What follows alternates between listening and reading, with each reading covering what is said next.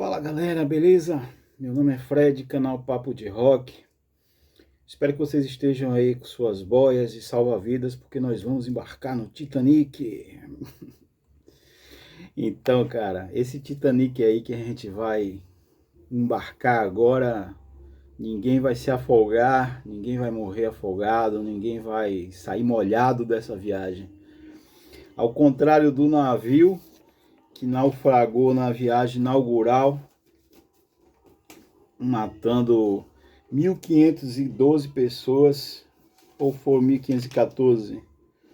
1.514 pessoas no dia 15 de abril de 1912. Esse Titanic até que fez uma viagem bem mais longa. Olha, o Titanic é uma banda norueguesa, tá? Vou frisar isso. Uma banda norueguesa. Vocês vão ver em alguns lugares que vão considerar que é uma banda alemã, mas é uma banda norueguesa. Durou de 68 a 2014. E a história deles é bem interessante, cara. Em 68, quatro amigos na cidade de Oslo, capital da Noruega, né? Eles se juntam, formam uma banda Beatniks, uma banda que tocava covers das músicas que eles gostavam. Em 69 eles se mudam para a Alemanha e num clube eles conhecem Roy Orbison, que vai se tornar o quinto membro da banda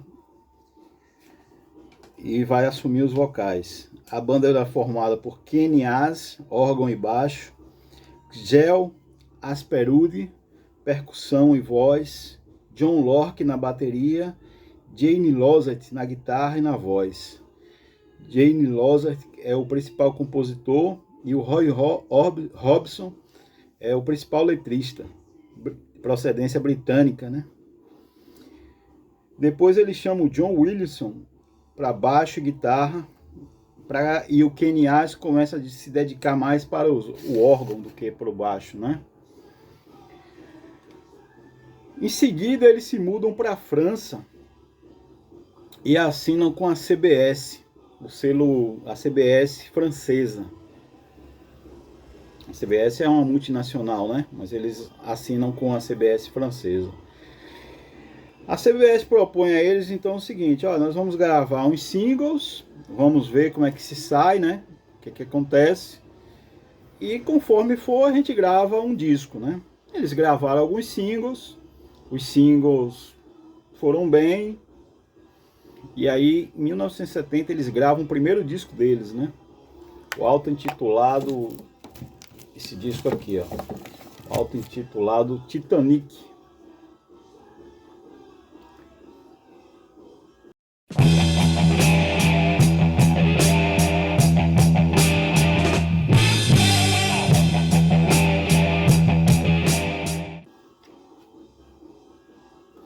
Bom, o disco não decola, né?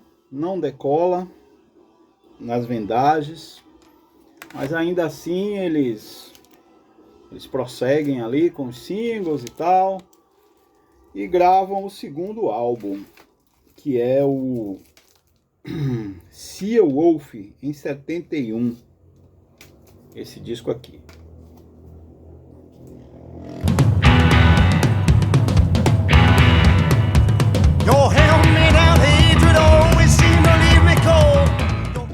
Sea Wolf.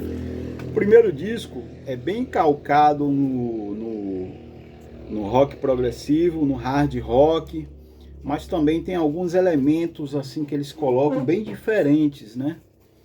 Eles colocam um pouco de Latin rock, né? Que eles tinham um pouco da influência do Santana, cara. Santana na época já era uma banda bem conhecida mundialmente, né? E aí eles colocam alguma influência do Santana aí no som deles. Esse disco aqui é um disco mais progressivo, é o segundo álbum deles, né? 71. E o disco patina ali, né? Não faz muito sucesso. As vendagens tanto inexpressivas. E aí a gravadora diz, ó, a CBS, vamos fazer o seguinte, vamos gravar mais alguns singles, né, para ver o que é que acontece. E grava alguns singles, né? E os singles, parece que os singles deles faziam mais sucesso do que os discos, né? Necessariamente falando. E após esse segundo disco, eles gravam os singles, o Kenny Ice, que era o tecladista e baixista, sai da banda, eles contratam 2 pessoas para o lugar dele, mais um tecladista e outro baixista. E gravam o Eagle Rock, que é esse disco aqui, ó. Esse disco de 73.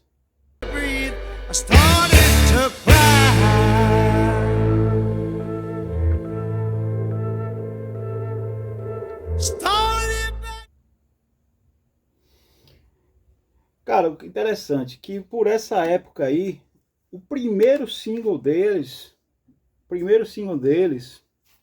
uma música chamada, tá até aqui no disco, né? O primeiro disco deles, uma música chamada, como é o nome mesmo? Sultana, né?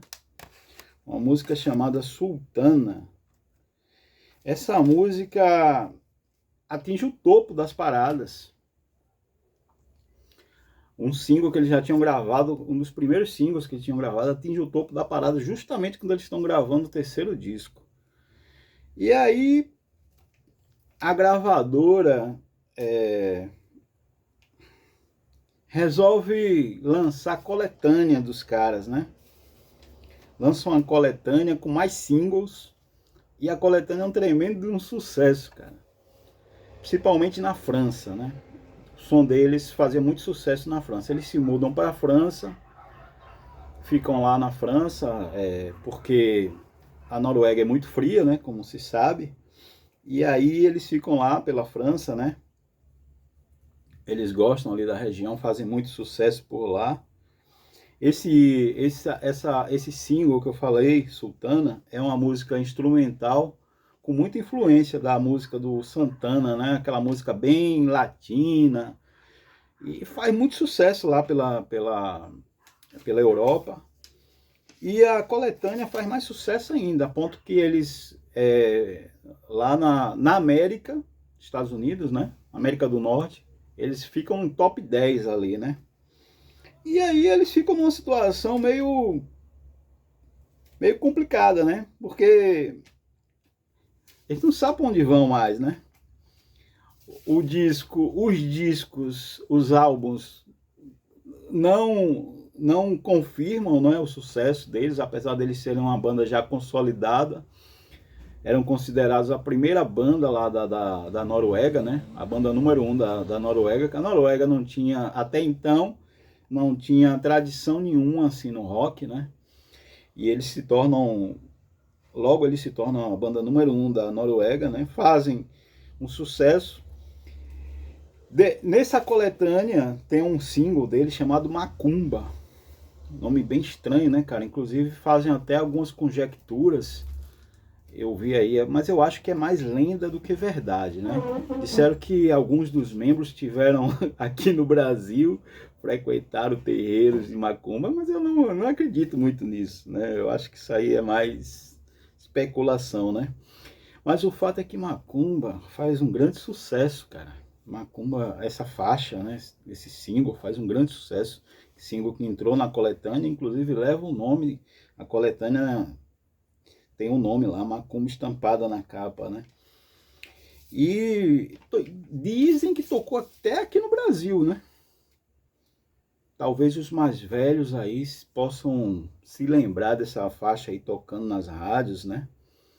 Eu não sei se procede isso não, mas eu já ouvi falar, já vi pessoas dizendo que lembram dessa música tocando, né, nas rádios.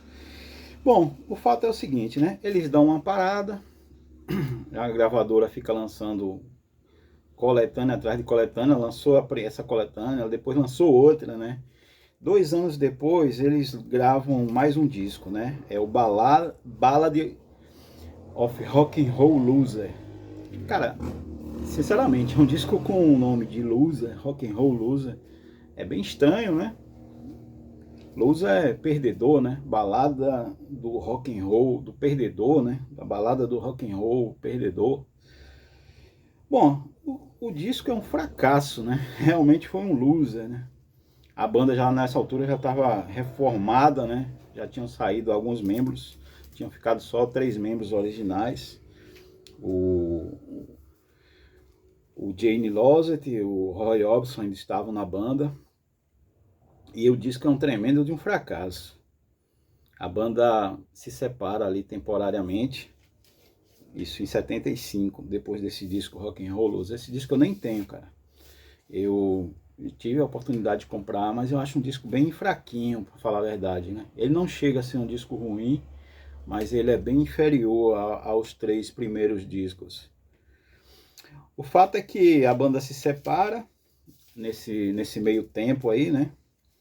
Em 75, após o disco ser lançado e ser praticamente ignorado. E de fato é um disco mais fraco. Eles retornam em 77, gravam mais um disco, tal do Return of Draka. Esse disco aqui, Return of Draka, que é um disco até bacana. Esse disco eu já acho ele um pouco mais interessante do que o outro, sabe? Acho bem um disco bem legalzinho, né? Um disco legal, um disco que não traz nenhuma inovação pro som da banda, né? A banda que era um sexteto e eles estão trabalhando muito nas guitarras, em solos. Esse disco é um disco legal. E aí, cara, o disco, mais uma vez, né? O disco é um fracasso também. Esse disco aí que seria o 5º disco deles, né? Eles dão aquela parada, né? Continuam fazendo shows, tem um prestígio, né? Tem uma certa reputação, mas vendas mesmo que é bom, né? Que fazem a banda engrenar, vendas mesmo nada, né? Mas ainda assim eles deram uma parada ali de 2 anos, retornam e gravam em 79 o Eye of the Hurricane. Esse disco é horrível, cara, horrível, horrível. Olha, é um disco bem cafona, não tem peso, um disco bem radiofônico mesmo, vocal, cara, é quase assim um AOR meio farofa, disco fraquíssimo. Até eu escutei hoje para relembrar e foi uma experiência bem ruim, né? É o 6º disco deles e a gente, quando ouve um disco como esse, a gente fica até triste, porque é uma banda que tinha um som tão bacana, né? Os primeiros discos dele, os 3 primeiros, tinham, principalmente os 2 primeiros, tinham um Hammond, né? Um órgão Hammond muito proeminente, né? Inclusive em várias faixas ele era o instrumento principal ali, né? Sempre acompanhado com bons riffs de guitarras, baterias e baixo bem presentes também, né? No 3º disco, o Eagle Rock, eles atingem um som maduro, com refrões bacanas, até compararam um pouco com o estilo com o Uriah Heep, né, que é uma bandaça. Mas assim, eles foram perdendo a mão, a banda, isso acontece às vezes quando a banda não consegue confirmar boas vendagens, né, fazer sucesso, os caras ficam meio que perdidos, né, pensando o que é que tá faltando. Bom, sei que depois de 79, né, eles continuaram fazendo alguns shows, pararam de lançar discos e acabaram se separaram, né? Dissolveram a banda. E aí teve um hiato aí de mais de 10 anos. Voltaram em 91. Gravaram um disco em 93, mas aí encerraram de novo. lançaram um disco chamado Lower the Atlantic, e até um disco foi até bem recebido. Eu não escutei esse disco, confesso que ainda não ouvi, não deu aquele tesão para dar uma escutada, né?